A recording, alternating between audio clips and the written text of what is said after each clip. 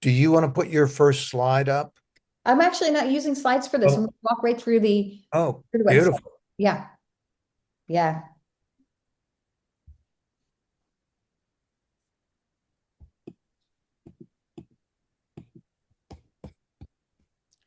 Well, I see that the clock has reached 11 o'clock, so we'll start. Rick Bushnell here. I'll do the introduction and the welcoming. I'll welcome you all and remind everybody that we want to thank the Foundation of the Arts and Sciences for hosting all these. Daniela Kerner, I don't know if Danielle is on today. She's on many of them, and we really appreciate that. And Jenna, who kind of makes everything work, technology end of everything.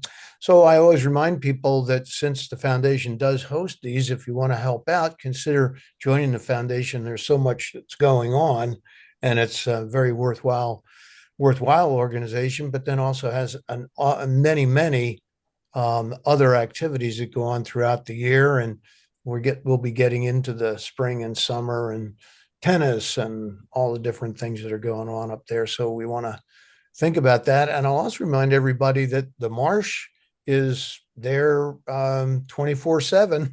If you want to go just reflect on nature, there is a very nice elevated area between two of the major buildings. There's stairs that go up there, so you don't have to walk out on the marsh. You can just walk up there and observe the marsh. So I always like to remind people that that's available for you. So today we have Darlene Cavalier has been, I guess this is your fourth year, yeah, fourth year. She lives in Barnegat Light. She's what I'd call a hands-on professor at Arizona State, and she's actually rarely in Arizona, as it turns out. But she's here, and she was the founder of SciStarter, which is a website that enables those of us who are sort of citizen scientists to see different projects that we might be interested in, and then we learn by sharing our observations with others on science projects, and she'll explain more about that later. But I just think it's a wonderful thing that she's done, and it's a great relationship with the foundation because we're really trying to instill the interest in our environment, and that instilled interest then helps us in our observations, and then participating in citizen science turns our observations into useful information for scientists and others who are doing projects and need some ground truthing or observations from the ground. So we'll just remind people, we'll have you muted to get started. And then Darlene, if you want to, during your talk, if you want to turn the mics on, we can do that. So take it away, Darlene. Sounds great. Thank you so much, Rick. I really appreciate the introduction, and I'm so excited to be partnering with you and the foundation to help people find these opportunities to get involved in projects around topics you might be curious or concerned about, whether you live on the island or reside nearby, or maybe you're tuning in from somewhere else. You never know. There's something for everyone. So as Rick mentioned, that kind of terminology of citizen science is basically a way for people to get involved in things that you care about without necessarily having to become a scientist. Most people involved in citizen science are not scientists. Um, you'll learn something in the process of engaging, but really somebody else is learning a lot because traditionally there will be dozens, hundreds, thousands, sometimes millions of people involved in crowdsourcing solutions. So very small acts of science lead to big impact. That's basically the way that we sum it up. So I wanted to, I see that we have Jim Webster, who you heard from last week. He is also a SciStarter ambassador. SciStarter is where people go to find these projects. It's a free website that just kind of organizes all kinds of things that you can do. And then I see Roland's on the line too, and Roland's going to help by dropping different links in chat so I don't have to fumble around too much. So as Rick mentioned, I spend most of my time here in Barnegat Light, where I do a lot of citizen science. And it's helpful for me. I actually had a plan. It didn't work out today, but I was going to take you all with me to do some citizen science on my phone to show you how simple it is. But I wasn't able to test that on Zoom. Doing Zoom and opening up the apps, just my phone didn't like that too much. So I'm going to show you on a desktop what some of the local projects look like.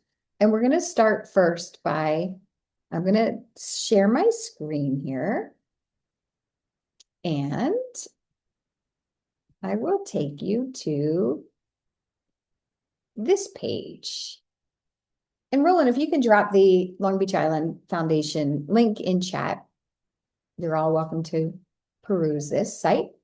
You see the beautiful marsh that Rick was mentioning behind the Long Beach Island Foundation. There are so many different projects you can do just sitting on that bench right there with just your phone or printed piece of paper. And right here, looking at this one, there's weather apps that need your help. We'll be installing actual physical items at this location soon. So you'll be able to just put your phone on a little frame, take some pictures and share that with scientists who are monitoring changes in the coastline. You're just taking pictures of the landscape. And that simple act is helping scientists really monitor things. So it's kind of when a scientist can't be everywhere, they really need help from the public to fill in these data gaps. And I'll show you examples. Sometimes they have too much data. And so they ask us to go online and kind of make sense of some of that data. So My Coast is one of the projects that you'll see an invitation, and you don't have to be at the Long Beach Island Foundation to get involved in that project. You can do My Coast from anywhere. It's one that I do on walking along the beach here. And there's been a lot to report here. I'll show you some examples. I'm going to scroll down a little bit. These are examples of projects. What we don't have up here yet, but what we will soon, are just links to more information in Long Beach Island. Things like the, boy, I can't remember what it's called now, but it's Ben Worst program, Conserve Wildlife, I think, one of the foundations that is very involved with citizen science projects. So Ben and his team, you'll hear from Ben. If you tuned into past Science Saturdays, you've heard from Ben. You'll hear from him again about an osprey watch project. We have so many ospreys down here. And then Ben invites us to actually band them and also record the information that we see on these bands to help track and keep an eye on osprey here. So that's an example there. Any one of these projects, you just click on, you learn more about it, and you decide if you want to get involved in that project. Step-by-step instructions are there for everyone. I'm going to scroll down a little bit. There's Osprey Watch. Just to orient you to the site, you can see these are recordings. That's from 2 years ago of when Ben came to talk to us and Science Saturday about that project. Paddle for the Edge. If you've been involved in these, please let us know in chat. We'd love to hear from your experiences too. Paddle for the Edge is one where you might take your kayak out and take pictures and upload information that helps keep a very granular eye out for the edges in the marsh. So that's a great one. I haven't seen their application open yet for 2026, but I bet that opens soon. So that's a nice local project to get involved in. There are a couple for terrapin nesting projects. One is, I feel really fortunate to be located right here. I'm on 29th Street in Barnegat Light, maybe on 25th Street at the Bayside. You know, there is an osprey nest that happens there. And when I turn around and face the ocean there, right there is one of the Terrapin Watch nesting projects there, run by Kathy. All of these projects, they're constantly updated. So hold on to this link, come back and look for these projects that you can get involved in. And you don't need any formal experience. You don't need any specialized instruments for these projects. They're really designed for people who just want to do something good or you want to learn something. So the Terrapin Nesting Project is a great example of many ways that project has broken out steps that volunteers can get involved in, from a light lift to heavier lifts. And if you're like Jim, who I pointed out earlier, you might just get involved in one of the projects and start to kind of draw upon your conclusions, ask more questions, do more and more and more to where you're out there. And Jim is the expert now. He goes around and gives talks about, in his case, a lot with astronomy and light pollution. If you tuned in last week, you heard Jim's really great talk about light pollution and the moon. Jim, thanks for doing that. That was great. Another one here is called Coco Raz. Crazy name, but this is a really important project. If you've been involved in this project, let us know in chat too. This is one where you'll start seeing visible cues around the island too, as we install these rain gauges. Now, anybody can do this. You can join this project, get one of their rain gauges, and register your location as an official location on their map. Their data is shared with the National Weather Service. Their data is taken very seriously. So we often will say citizen science is serious science. It really is serious science.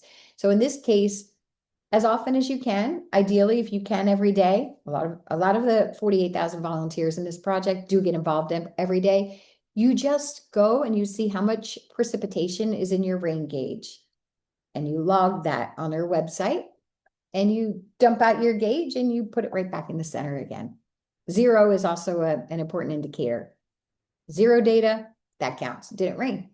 And it's pretty wild to watch on a map how your precipitation may be different than your neighbor 2 blocks away. And so that's why more information is helpful for the granular data. And certainly here on Long Beach Island, this is something that we're looking at more holistically. How do we start to bring the data together from all of these different fragmented projects in a way that starts to make an impact? So I'm happy that through Rick's work and the relationships with the Long Beach Island Foundation, that we're working more closely with the LBI field station on the south end of the island. See how we can not just get more people involved in things, but how can we start to make use of that data and work smarter, not harder necessarily. So you'll hear these terms of citizen science. You'll see some really exciting programs coming up, not just in April, which I'll talk about in a bit, but also later in the summer, where we'll have challenges and we'll have opportunities to win prizes for just getting involved in citizen science up and down the island. You'll see some of these physical invitations in some of the gardens. There's one in Barnegat Light, there's one in the center of the island, and there's one south. So people who are visiting these beautiful pollinator gardens can start reporting on the pollinators that they're seeing there. That's really important information to track what's happening with honeybee collapses, or what's happening with the monarch butterflies, and what's happening with invasive species kind of starting to take over the island, either accidentally. It's almost always accidentally. Somebody might plant something that looks very pretty, and before you know it, it's kind of taking over. In fact, on my street, I have some bamboo. I'm not sure they meant to do that, but we have it. Globe at night, this again, and I'm going to keep my eye in chat, but also if Rick or somebody, while I'm babbling, can just hop on and tell me if there's questions that come in, because I'm happy to pause and answer any questions that you have here. Globe at Night is a really interesting project too. And if you tuned in last week, you heard Jim talk about it. Globe at Night is a project that helps report on sky brightness, or the flip side of that is light pollution. So we love looking at our stars here. And, when you come to LBI and you have guests come over, you probably hear people say, wow, I haven't seen so many stars like that. It's really wonderful that we can see those stars compared to what we can see in Philadelphia, for example. A lot of that has to do with light pollution and the lack of light pollution that happens. But incrementally, we're seeing an increase in light pollution. Light pollution is more damaging than just, affecting your ability to see constellations at night. It also affects sleep, which is tied to mental health, of course. It affects where birds nest. It affects migratory path. It affects energy consumption, which leads to waste of money. And also, it disorients birds. So more than 1 billion birds will die in the United States alone during these migrations. Not all because of light pollution, but light pollution is a major factor. When you disorient these birds, they become more susceptible to predators, and they bang into windows. There are simple actions you can take. The easiest thing is to just turn off the outdoor lights that you don't need at night. If you have a house in Long Beach Island and you're away, I definitely understand why you want the lights on, but maybe you can look at something more like a motion sensor, and definitely not here to lecture. Believe me, there's times I've had my lights on because I feel safer when they're on. But I do attempt to turn them off at nighttime, which is just helpful, especially April and May, October and November, peak migration seasons. And with the migration come a lot of different opportunities to get him. Oh, let me just tell you, I'm going to click on learn more so we can actually take a look at what these projects look like. This one's a little clunky. Step-by-step instructions, what you need, what's optional, some data sheets, fun ways to get involved. This is a great project. It's what we call an intergenerational project. It's great for grandparents to do with kids. It's awesome for teachers, but even just at the heart of it, just individually to get involved. You really don't need any specialized equipment. You'll learn how to spot constellations because of this website. And you basically are looking for the stars. You identify stars that you cannot see. So if you're asked to look for a constellation and this site is showing you, many of you probably also have the apps that tell you about the constellations that are there. It makes this very, very easy. The stars you can't see help indicate the level of light pollution that you have. That's pretty much it. And you fill in a very, very simple data sheet. That's it. So from our page, you would click participate. Yep, I want to go to the Globe at Night project. I'm here. And I'm going to close that out. You confirm the date and the time that you're making your observation. It's even easier on a cell phone. It picks up your location. So is this where you made your observation? So you don't have to know anything about your latitude or longitude. It picks it up for you and you can, correct it if it's wrong. Did you use the sky quality meter? Jim probably has one. Most others don't. I don't have one. And so, no, I didn't use one. You don't need one. How dark was the sky? This is more than subjective. It gives you kind of an indication of which of these look most like what you're looking at. Now, these are how many stars you can see. So to the best of your ability, you report. You would click on one of these. And then you would report on the constellation that you're looking at. As we go down a little bit more, simple, right? What were the sky conditions like? Well, was it cloudy? Was it clear? You can add some notes that are there. And then this is a great partner of SciStarter. So if you have a SciStarter account, you just put your email address in there and you earn credit. Now I'm going to tell you why that's important later on. And then you submit your data. That's it. That's it for Globe at Night.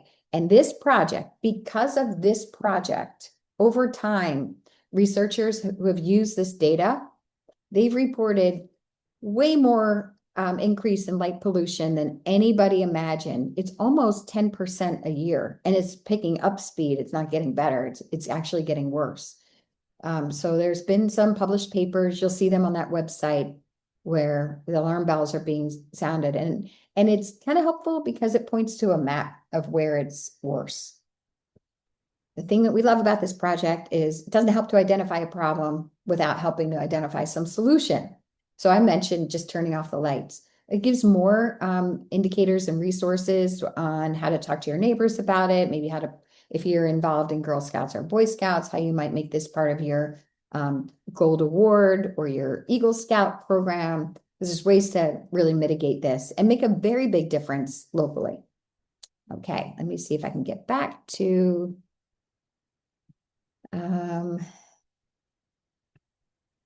the LBIF project.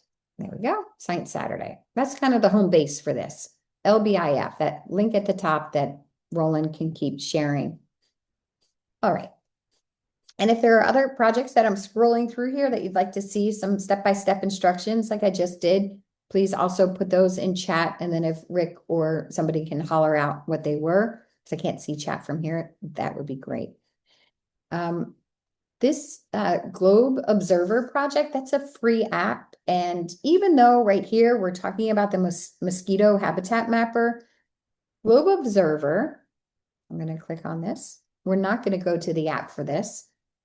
This Globe Observer project is pretty fascinating. And it's fascinating because it has multiple protocols. So you download Globe Observer app, free, and you'll find at least 4 protocols. One is just about clouds, simple enough. Open the cloud app.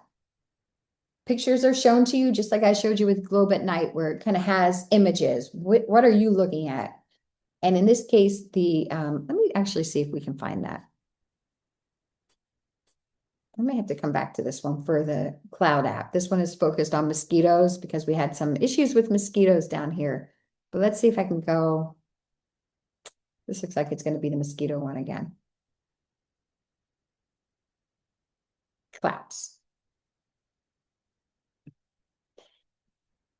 This simple project is ground truthing NASA satellite data. The satellites are looking for evidence of water because water is energy. Water is energy and power. So it's actually a really important project. And you just get involved by sharing some local observations. Clouds, trees, land cover, these 3 things are what's taken together because the satellites actually can't see, their infrared cameras can't capture information that you can see from the ground. Layers of clouds. The satellite can capture the type of cloud from above, but it needs help validating what you're seeing from underneath. So in Globe Clouds, you'll be able to read all of this on the website. So you would go to the website or you would download the app and you can see all the science behind it. In Globe Clouds, let's see if it can. We don't need to watch a video. I'm hoping to have screenshots. This is what I was going to show you on my phone. Basically, by the way, they have a campaign that's active right now, campaign not in terms of collecting money, but in terms of collecting data that is looking at blowing snow. Ideal for us here because we still have some leftover snow that's here. But in essence, what it asks you to do is you don't have to know much about clouds. You're going to learn a lot about clouds through this project. But you download the app, you open up the camera, you point straight up, and you take a picture of the clouds that are above you, and then you identify the type of cloud that's shown on screen to you, which one it looks the most like. And then you answer some additional ancillary information about percentage of cloud cover that you might see. Then you're asked to do more projects. And the next one is called land cover. Very, very simple. You just now point your phone down. What kind of land are you standing on? Is it grass? Is it sand? Is it pavement? They give you options and you select one of them because that has to do with the permeability of that land to absorb any kind of rain or precipitation there. Remember, they're looking for signs of water and energy. The next one is called trees. Same app. It's such a cool app that you look for a tree, you point your camera to the tree, you're asked to stand back a certain number of feet, footsteps. And then you point your phone to the top of the tree and to the bottom of the tree, and that app will estimate how tall that tree is. So it is very smart about using sensors that are already in your phone. You don't have to go out and get any kind of specialized information. You really don't have to know a lot about algebra to figure all this stuff out. It makes it very, very easy. And so the combination of understanding tree canopy, the type of tree, in fact, you can upload a picture and it will kind of guess what kind of tree that is. The tree height, which also gives some indication of the age of that tree. The clouds, all of that is taken together to help not only ground truth the satellite data, but also help calibrate the instruments that are on that data. You don't have to do that, obviously, the NASA engineers do that, but this is an example of how small acts of science can lead to some of those bigger impacts. And please let me know if you have any questions about the stuff that I'm rambling on about. I'm going to go back again. So that's globe observers. I'm going to skip through some of those. I bet some of you are already involved in using the iNaturalist app. If you are, let us know in chat or wave your hand. Millions and millions and millions of people use the iNaturalist app. So if you haven't, I suggest that you do. It's a free app. This is a fun app too, because while you're sharing information about nature around you, you are also learning about what you're taking pictures of. So I bet if you download the app and make your first observation, you're going to see half a dozen people within your walking distance of people who have uploaded observations to iNaturalist, which is also nice to be reminded you're part of a community. You'll see what they uploaded. Chances are we had that unfortunate whale that washed up here, the fin whale on 27th Street. Probably somebody already reported that using the iNaturalist app. If you're not sure what kind of bloom you're looking at, some kind of bud that's coming up, you're not sure what kind of bug or insect you're looking at, take a picture, and they use image recognition technology, AI, to within a second say, it's probably this. Then they have thousands of experts who help make that even more accurate by getting right down to, nope, it's not that, it's this. So if you're interested in learning what kind of nature you're looking at, and you want to be part of a project that provides more data than any other data source to biologists around the world, iNaturalist is your answer for that. So we use iNaturalist a lot in many of the programs that we do at SciStarter because it's easy to use, and we know that science is good, and we know that scientists are using it. Scientists use it, community planners use it, families use it. Highly recommend iNaturalist.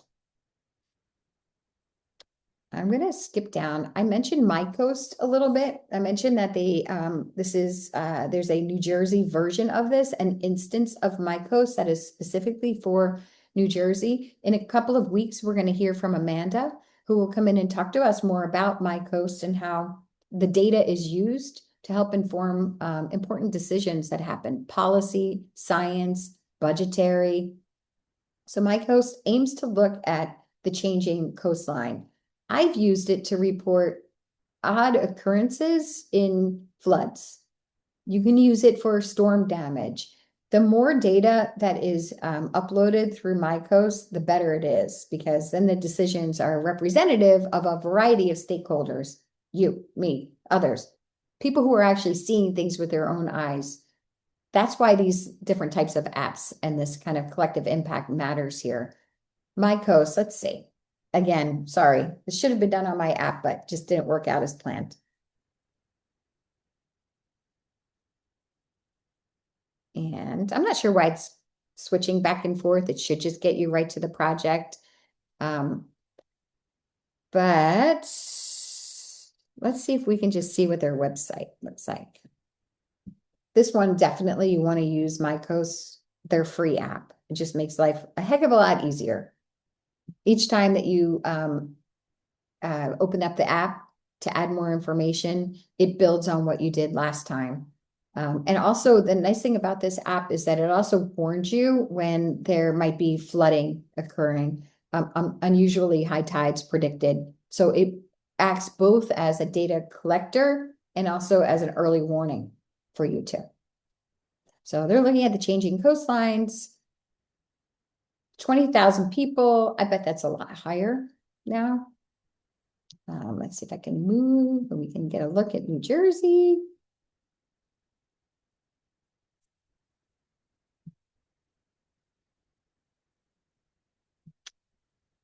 MyCoast, we are looking at when I spoke very early on in this talk about the picture posts that might be going up relatively soon. At Long Beach Island Foundation in the March area, that's this, Add Your Picture Report. That will be a stationary frame there for all passerbys to be able to use. You'll see signage there with the very simple instructions of how to use MyCoast. In those cases, you don't need the app. It's going to pick up data from those different posts that are there. So that's exciting. Typically, we would see some data show up. Let's see why we're not. I'm going to just move a screen share over. So this is the most likely information, the most popular type of information that's added here. I mentioned that I'll report some odd flooding. I mean, for those of you who live on Long Beach Island, you're familiar with it, which is probably everybody here. I'm always surprised at how much it floods there, right near Black-Eyed Susan's, for example. You know, when I don't expect it. So occasionally I might upload photos there. A photo station, that's the word. Photo station is what you'll see at the Long Beach Island Foundation. Hopefully before the summer, before the island starts becoming populated again. I mentioned that there's a kind of a warning system that comes out here in this case, let you know high tide's coming. So this is an app free to use, benefits people living and residing in New Jersey, people who care about New Jersey, and certainly helps the decision makers make decisions that are more reflective and responsive to more people in New Jersey. That's basically what this app is for.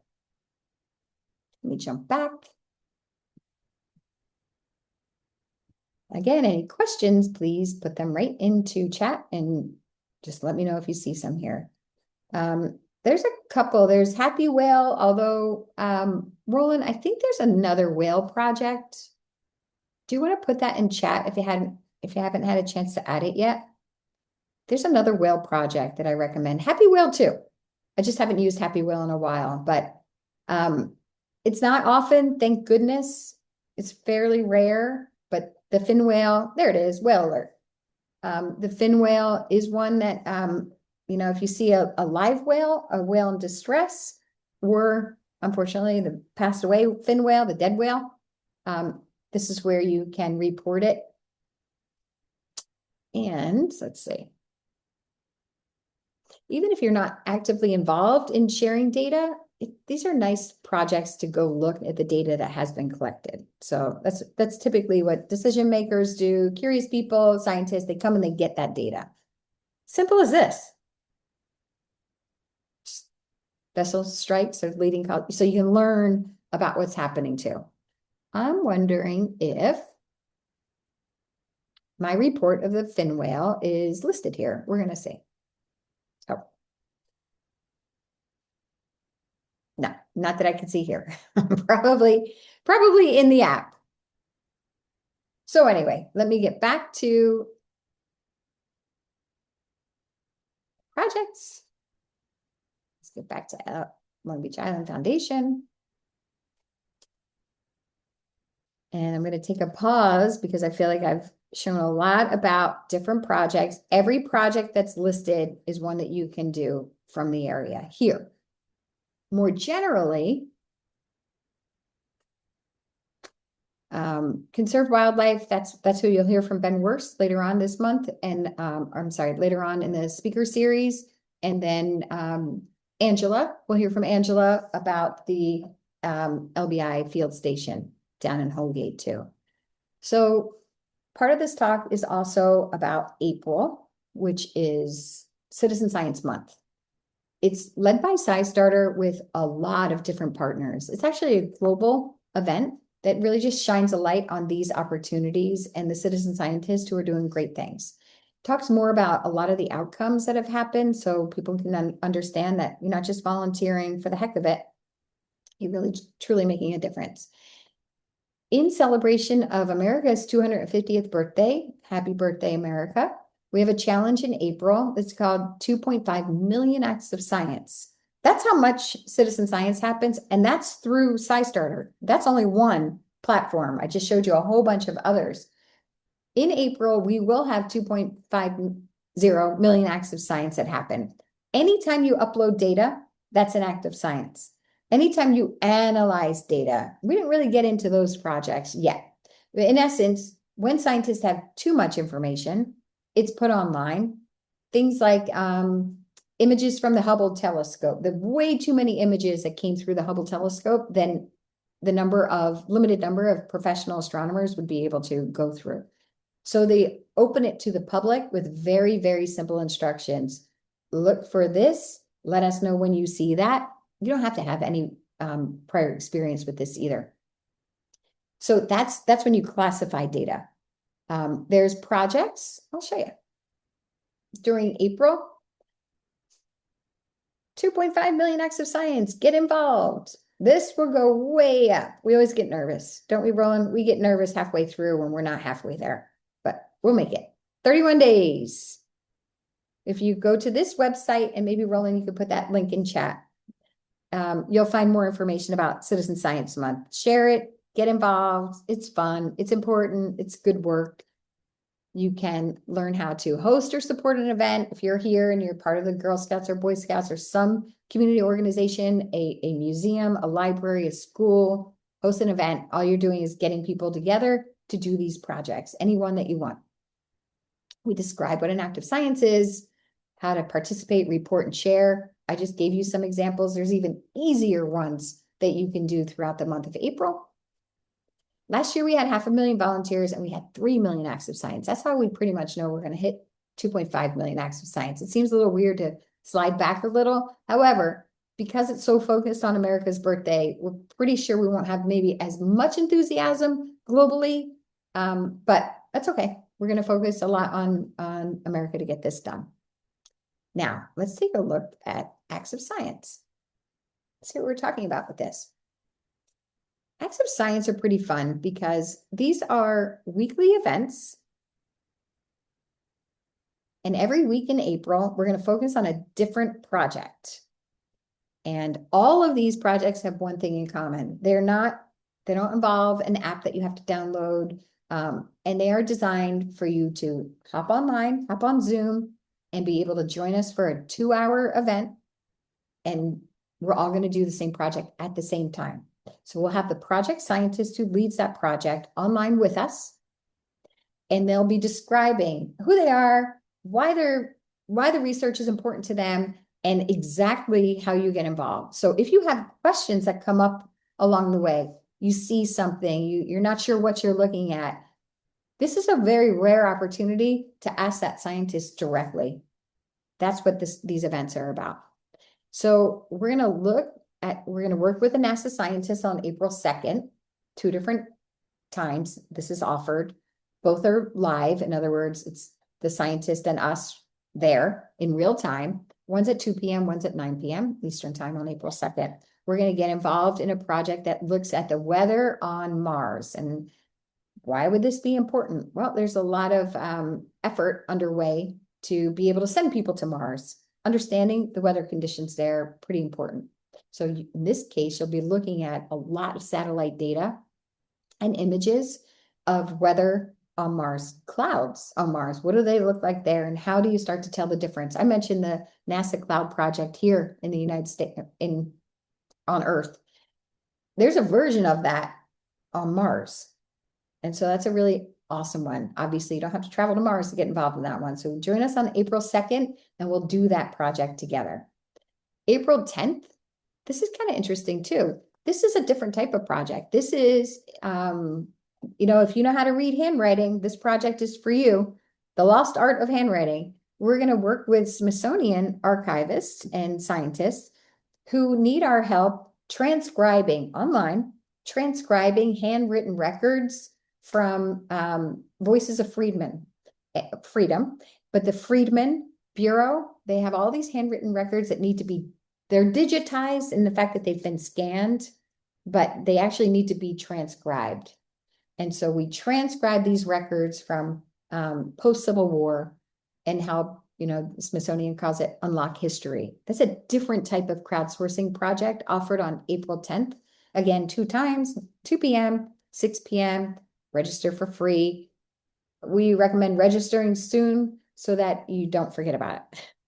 And then you'll receive a reminder that this event is coming up soon. This one is a really neat one. On April 16th, offered it 3 times, mainly because it's an incredibly popular project. We're going to play a game called Stall Catchers. And it is a video game where you're just looking at videos, very short clips of videos. And that what you see on screen here, I'm going to enlarge it a little. What you see on screen here is an example of one of the video clips. Now, what that is it's an orange squiggly thing that circles an area that you need to pay attention to during this online video game. Now, if we were looking at the video, you would see that white line there kind of moves through that circle.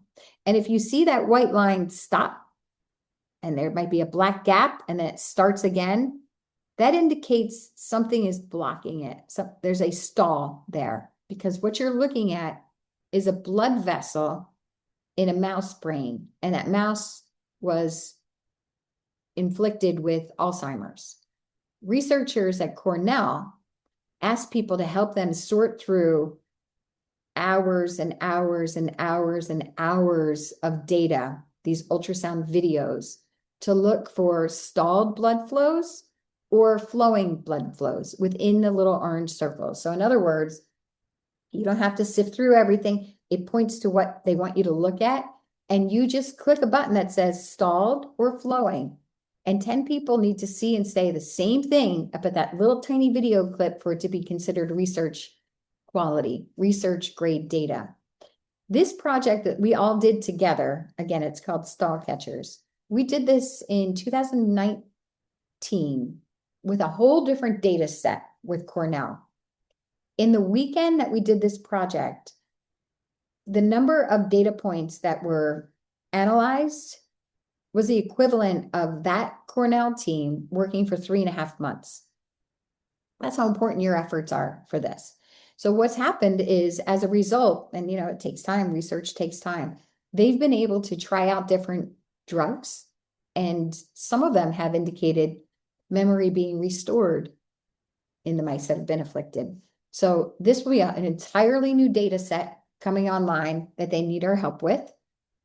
And you'll be able to ask the research team questions as you're playing this game. That's a fun one, even though the topic is not a fun one. So it's offered 3 times on April 16th.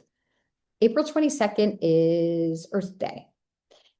And this project for Earth Day is an animal spot-a-thon. So these are camera traps that are put out, and I think it's the University of Wisconsin. Some university has these camera traps out, and then they take the data, they put it online, and they ask for our help identifying the animals that you see in these images.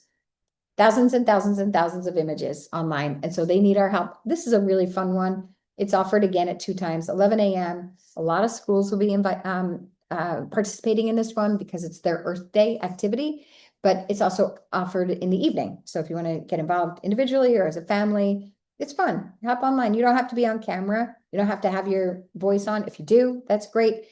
But also, because there's so many different libraries and museums hosting these events, they're actually hosting live stream versions.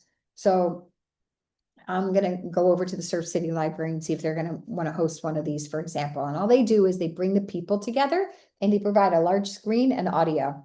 You come with your device, a phone, computer. They provide the Wi-Fi, and we all just do the project together. So if you feel social, look for a local event. You'll find them all listed on the same webpage. And Roland, if you can just put the connected website in chat, that would be good. And then let's see what our last one is. I'm just going to press over. This one I don't quite understand. Jim probably does. But this is where you're going to be looking at probably satellite images. Again, it's a different NASA researcher who will be joining us, walk you through what you're looking at and what you're supposed to be classifying. I think they're looking for comets. I'm not entirely positive. But if you're a fan of space or you want to learn about space, this project on April 29th is a great one for you. So you have 5 different projects, because there happen to be 5 different weeks that we fed into for April to get involved in Acts of Science Connected and be part of the 2.5 million Acts of Science. I would check the Find a Local Event tab here closer to April, because we can see all the events that are being added right now, but it takes a little while. All right. I guess I should just bring it actually just to the homepage of SciStarter. This is what it looks like. So you can use SciStarter without an account. If you sign up, there's a lot of benefits. It's free. Mainly the benefits are you'll be notified when a local project has been added and approved to the website. I mentioned before with Globe at Night, when you add your email address there, it gives you credit for SciStarter. That's how we actually tally up all the 2.5 billion acts of science. It's that you keep doing your projects, and those projects are reporting to us how many acts are being added. So on SciStarter, there are some training programs too. If you are somebody who wants to just get a little bit more involved in learning what citizen science is, if you are a professional who wants to sharpen your professional development activities, the award-winning instructional designers from Arizona State University have created these training modules. They're all free. Every one of them starts with foundations. What is citizen science? This is how you learn what it is. You'll do 2 projects in the process. If you want to be like Jim and move on to become an ambassador, you're welcome to do that. You need to take the training. There's a couple of additional steps with that. If you're interested in data literacy, or you're a teacher who wants to share that with your students, again, all of these are free. This is a new one for libraries. We have 1,200 libraries that are part of the SciStarter network. Those 1,200 libraries have staff that take these trainings, and then they bring citizen science to communities we couldn't reach otherwise. If you teach in higher ed, anyway, you can go through these and you'll see all of the different trainings that are available to you. I am going to pause because I'm just rambling on and on to answer some questions, and I'm going to stop sharing. Oh, all right. Let me take a look at chat. Oh, Roland, thanks for dropping all these links in here. Roland is a machine. Okay. Does anybody have any questions? Has anybody been involved in any of these projects, and have you maybe been inspired to, after this talk or through some of the Science Saturday programs? And you don't have to answer, obviously, but I would love to hear from you. I think you should be allowed to just take your mute off, but if you can't, it might be a control that LBI Foundation might need to allow you to. Otherwise, if you know how to add a question in chat, you can do it there. Or just raise your hand. Let me ask, though, our friends from LBI Foundation, are you able to take mute off of everybody?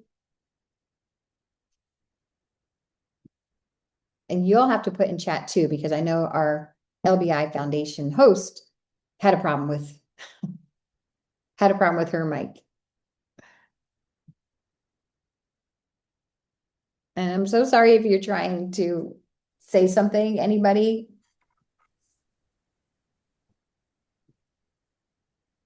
All right.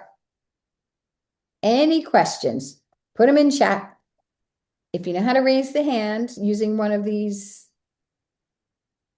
features here in Zoom, go ahead and do that too, and I can call on you. And it's also quite okay if you don't have any questions. I'm going to ask the LBI Foundation to send an email with some of these links. We have quite a few there. I'm going to limit them. We'll just point you to one page where you can get involved. Jim, were you going to ask something? No, I'm good. Okay. All right. I'm glad that you're able to take your mute off, which is good. And Jim, when are you back in the area to give a talk? Anything coming up? I'm pretty much available anytime they ask. I heard that maybe later on in the year, towards one of the last Science Saturday sessions. Great. You could add for the April Citizen Science Month is also on April 13th to the 20th is International Dark Sky Week. So doing those globe at night measurements becomes more important. Yes. And Jennifer, that's right. That's right. So we have these online programs, and you're right. For people who want to get out, we have programs specifically for Dark Sky Week. So you'll see lots of different, what's called star parties, people who will be out there with their telescopes, binoculars, people like Jim too, pointing out the different constellations, but always then inviting engagement in a related citizen science project. So you're not just learning about the stars, but you might get involved in Globe at Night, for example. You know what else is a really cool one? And Jennifer, I'm going to get to your question next. While you're stargazing or doing Globe at Night, there's also an app. Roland, can you make sure that we add this? It might already be on the LBI app page for Merlin. Merlin is a free app. And Roland, if you want to drop the Merlin link in chat, that would be good too. Merlin allows you to identify different birds by their bird song. We use it all the time because sometimes you don't even know you forget that there's birds next to you if you can't see them. But if you listen, and you use the app, all you do is you open up this free app, Merlin, open it up, push record, and you'll see within a second, maybe it takes a couple seconds, but you'll see this. Let me see if I can, I probably won't be able to show you online because I'm not outside. But in essence, it will say, this bird is here, this bird is here, this bird is here, and within a percentage of certainty. And it's pretty darn spot on. The reason why that's really cool is at nighttime, when you can't see the birds, scientists still need help in identifying which birds are migrating at different times. This is how they know, a billion die. They track this stuff, and it can't all be done with satellites and sensors. They need people to help with this. So birds migrate at nighttime too. They take advantage of wind lift. They take advantage of being able to navigate through the stars. They take advantage of fewer predators awake. And so migrating birds at nighttime are often, you can't see them. So using the Merlin app while you're doing a project like Globe at Night is just a win-win. So first for Jennifer, all of the projects that are on Acts of Science Connected during April are very low lift projects, really, really simple to do. Might not even need accounts for them. Almost all projects, however, are designed for 13 and older, and that's basically because of the Child Online Protection Act, so Privacy and Protection Act. So typically you want to be 13 or older. However, many of the projects also have ancillary materials so that you can print out a coloring sheet of pollinators. You can print out different things that children can do while you're actually doing the project. And we recommend that adults do those activities too, because it's a great way to learn about different pollinators, for example. And let's see the question here for Jim, will you be at the Barnegat Lighthouse parking lot at some point during that Dark Sky Week? Where's Jake's Branch compared to Bayville next to Double Trouble. Okay. Well, I wonder if we can get you down at Barnegat Light. Yeah, we could always talk about setting up a night, to be for me to be at by the Barnegat Lighthouse area. Yeah. And Rick, I wonder if that's a good one to do, in the marsh area somewhere, somewhere maybe behind or near LBI Foundation. You want to be where there's not a lot of light, obviously. Yeah. Yeah. And actually, I ought to talk to Danielle about it. The foundation has lights outside, security and one thing or another, but I'm thinking some of the things that you mentioned, like the motion sensors, one thing or another, perhaps they should look into that because it's not so dark there to be looking up at the sky. Frankly, Barnegat Light parking lot is really pretty good. And if you walk out a little further out onto the jetty, then you're really away from the lights. So that's a really good spot. Some of my first Milky Way photos were from the Barnegat Lighthouse. Yeah. I'd say that's a really good one. And it'd be great to be able to pick a time when you were going to be able to be there. Sure, we can discuss me being there at some point during that week. That'd be great. That's April 13th. What did we say it was? The 13th through the 20th. So Awesome. maybe the 17th. Well, let's work out the dates and then we'll let everybody know. But Right. We're going to see Jim. Thank you, Jim, for always being willing. No problem. And I could bring the Unistellar, which are other citizen science projects. That'd be great. Yeah. Okay, we had a question here about microplastics, and yes, many. I would say one of the easiest ones would be marine debris tracker. So this will be one that maybe Roland can add the link to. Marine debris tracker, very simple app, funded or developed by National Geographic. They're a partner in that. And they basically ask you to track different things just by sight. And they look at the downstream effect of plastics showing up. But more and more microplastics are the topic and the feature of citizen science projects. I'll also add, we didn't get into air quality projects. That's a big one in citizen science. So environmental monitoring, obviously right at the top, air, water, soil. Some of those you need sensors for. The cost of those sensors are coming down dramatically. AirBeam is one. Again, when we send a follow-up, we'll include a link to that, but AirBeam is a very small, cute little sensor that you can carry around with you, and it will track the quality of the air that you're breathing in throughout your daily walk or your daily living. Thank you, Rick, for putting in the weather station there too. Yeah, when you were talking about the Coco Ross, we do have a functioning weather station at the foundation that shows temperature, barometric pressure, dew point, all those, and wind speed and direction. And so I just wanted to mention that to people. I don't know. I guess I like to know what's going on with weather, and it's very interesting to be able to see what's happening on LBI because you can see things like barometric pressure dropping. You see the wind direction change with the barometric pressure change. So those who are amateur weathermen like me, it's really interesting, and also to see a little histogram of what's been going on down there.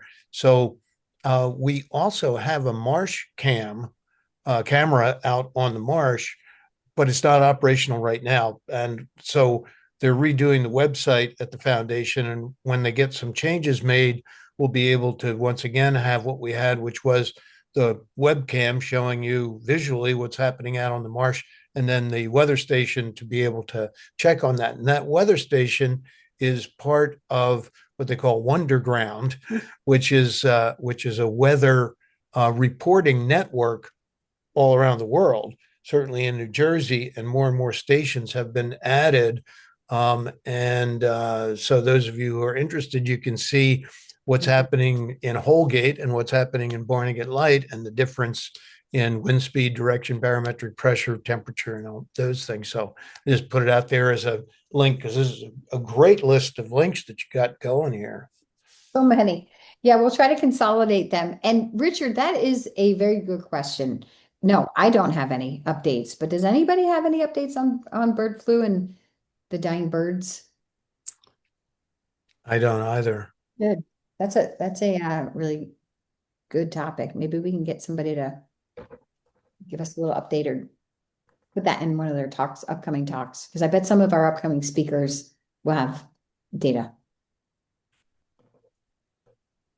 One thing you mentioned that I was making a little note of is the tree, the cloud cover, and the ground. And that'd be something you go outside and you do those three observations. They're all right there. They're all connected. I'm always fascinated with clouds anyhow, and I'm not really good at identifying stratonimbulus and all that. But I'm just thinking that by doing that would help me in my observations and my cloud knowledge. So I just thought that was really cool how they'd fit together. It's NASA's Globe Observer app. And that's right. Very, very easy picking one of those protocols. They have 4 protocols. The other one is mosquitoes. Seems like an outlier, but kind of makes sense when you're able to identify pockets of water in particular. They have an extra step you can take for identifying vector-borne diseases carried through mosquitoes like Zika. Yeah, when Rick mentioned about doing all these projects together, I've talked to like the nature groups and calling it a super bio blitz. Mm-hmm. Yeah. Well, last minute, any last questions? And Jennifer, I see those too. I don't know if I haven't really put it together with this time of year, but I'm often picking those orange things up, throwing them out. Well, what might be interesting, thinking when we get together next week, is if anybody starts doing some of these throughout the week. Maybe homework assignment is for everybody that's on the call. Take a look at least one of these, and then maybe we could have a little discussion when we start next week's session as to what people saw. Just what was it like? Did they find one that they liked, and did they participate? Might be interesting to find out. I would love that. Yeah, I would love to hear, and also recommendations that you have for making it better. I just put that Globe at Night app in there. And Roland, can you help Dave find the app for Android? If they have it on the website, just drop it in the link. That would be great. Your feedback, that's what's nice about this kind of intimate group too. When you provide feedback to us, we can give that back to the project leaders, because they really rely on SciStarter to connect them with volunteers, and they don't often hear back from volunteers directly. So your feedback helps them improve the design of their projects too, which is good for everybody. So thank you. Thank you, Celia. Thank you, everyone. Thanks for joining us. Okay. See you all next week. Great. Take care. Bye, everyone. Bye. Bye-bye.